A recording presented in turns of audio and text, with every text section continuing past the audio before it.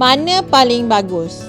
Dan mana yang paling cepat turun berat? Ozempic dengan Wegovy ada beza ke? Sekarang ni musimnya kalau kita bercakap tentang weight loss, menurunkan berat badan, 3 nama ni akan muncul, iaitu Ozempic, Wegovy dan Mounjaro. Tapi persoalannya, apa sebenarnya perbezaan antara ketiga-tiga ni? Dan satu fakta yang mungkin mengejutkan anda, Ozempic dan Wegovy mempunyai bahan aktif yang sama.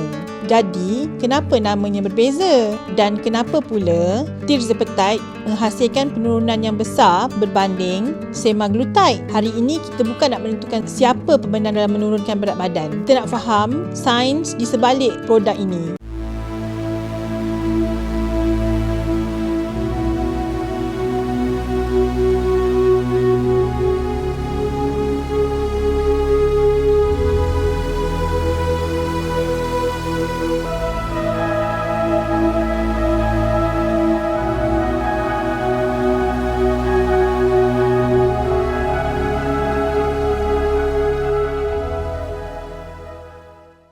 Mari kita mulakan dengan perkara yang paling asas.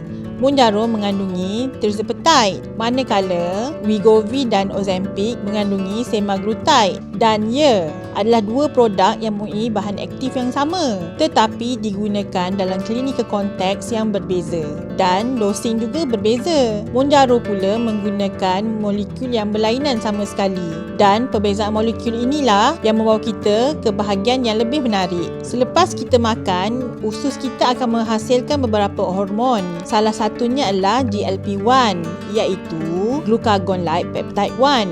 Di pankreas, GLP-1 membantu meningkatkan pengeluaran insulin apabila glukos meningkat. Ia juga membantu mengurangkan glukagon dalam keadaan tertentu. Pada sistem penghadaman, ia boleh memperlahankan pengosongan perut, dan di otak, GLP-1 membantu mengawal selera makan dan kepuasan selepas makan. Dalam bahasa mudahnya, anda mungkin akan kenyang dengan lebih cepat dan kurang rasa lapar. Semaglutide, iaitu bahan aktif dalam Wegovy dan Ozempic, meniru sebahagian daripada signaling system ini melalui GLP-1 receptor. Tetapi tirzepatide melakukan satu lagi benda tambahan. Tirzepatide bukan hanya GLP-1 receptor agonist. Ia adalah apa yang dipanggil dual GIP dan GLP-1 receptor agonist. GIP bermaksud glucose dependent insulinotropic polypeptide. Jadi secara ringkasnya, semaglutide bekerja melalui satu major incretin receptor pathway, iaitu GLP-1. Tirzepatide pula bekerja melalui dua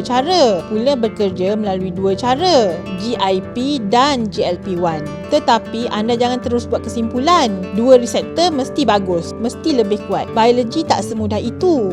Apa yang perlu kita lihat adalah clinical evidence. Dan sekarang kita ada sesuatu benda yang menarik. Pada tahun 2025, ada artikel yang diterbitkan di dalam New England Journal of Medicine. Mereka membandingkan tirzepatide dan semaglutide di dalam satu randomized trial. Seramai 721 individu dewasa yang mengalami masalah kegemukan, iaitu obesiti, tanpa type 2 diabetes telah mengambil bahagian. Peserta telah menerima maksimum dos tirzepatide atau semaglutide selama 72 minggu, dan hasilnya purata perubahan berat badan adalah kira-kira 20.2%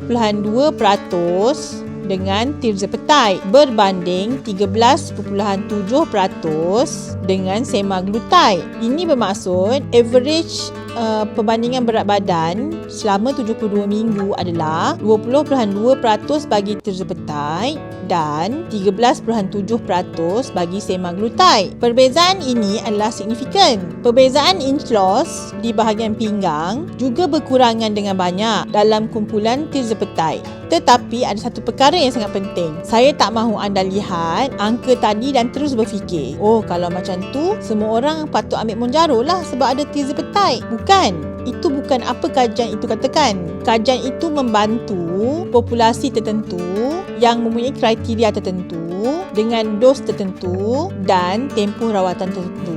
Hasil kajian klinikal itu juga bukannya ramalan tentang apa yang akan berlaku kepada seorang individu. Dalam dunia sebenar, respon setiap orang adalah berbeza. Sekarang kita selesaikan satu kekeliruan. Kalau Ozempic dan Wegovy mempunyai bahan aktif yang sama iaitu semaglutide, kenapa ada dua nama? Kerana kita perlu bezakan molekul dengan produk indikasi dan regimen dos. Jadi, apabila kita mengatakan bahawa Ozempic dan Wegovy adalah sama, itu adalah separuh betul. Molekul aktifnya sama, semaglutide, tetapi produknya tidak boleh ditukar begitu sahaja kerana ada indikasi, dos yang ditentukan dan penggunaan klinikal yang berbeza. Sebab itu, kita tidak sepatutnya memilih atau menukar ubat sendiri hanya dengan berdasarkan apa yang kita nampak di YouTube atau TikTok. Bagaimana pula dengan kesan sampingan? Kerana ketiga-tiga produk ini mempengaruhi sistem gastrointestinal. Antara kesan sampingan yang biasa dilaporkan adalah loya, muntah, cirit-birit, sembelit dan juga ketidakselesaan perut. Kesan sampingan yang saya sebutkan tadi adalah merupakan kesan sampingan yang biasa dilaporkan untuk kedua-dua semaglutide dan tirzepatide. Kebanyakan kesan yang didapati adalah antara kesan ringan dan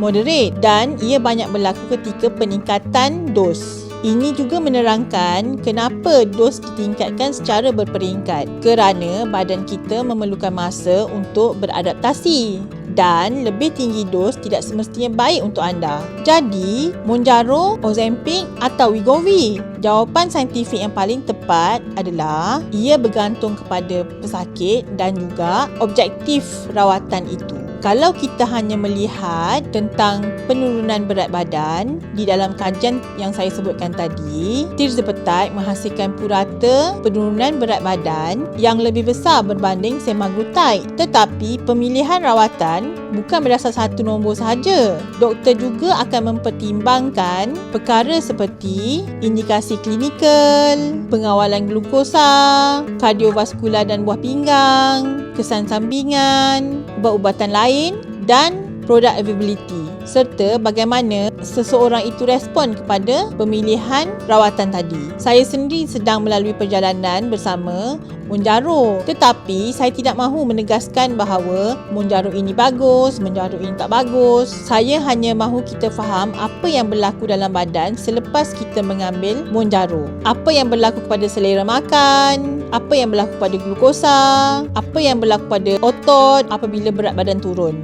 Dan perkara paling penting, adakah nombor pada penimbang sahaja yang patut menentukan sama ada perjalanan ini berjaya? Saya rasa tidak. Berdasarkan daripada kajian yang saya sebutkan tadi, tirzepatide menghasilkan penurunan berat yang lebih besar berbanding semaglutide. Tetapi ubatan yang bagus bukan hanya ubatan yang menghasilkan kesan yang besar dalam penimbang. Ia adalah rawatan yang sesuai dengan keadaan kesihatan seseorang, matlamat rawatan dan keputusan yang dibuat secara profesional bersama doktor anda. Kalau anda mahu faham tentang badan anda dan bukan sekadar trend, sila subscribe kerana semakin banyak kita memahami sains, semakin baik soalan yang kita boleh tanya tentang kesihatan diri kita sendiri. Sampai jumpa lagi. Bye.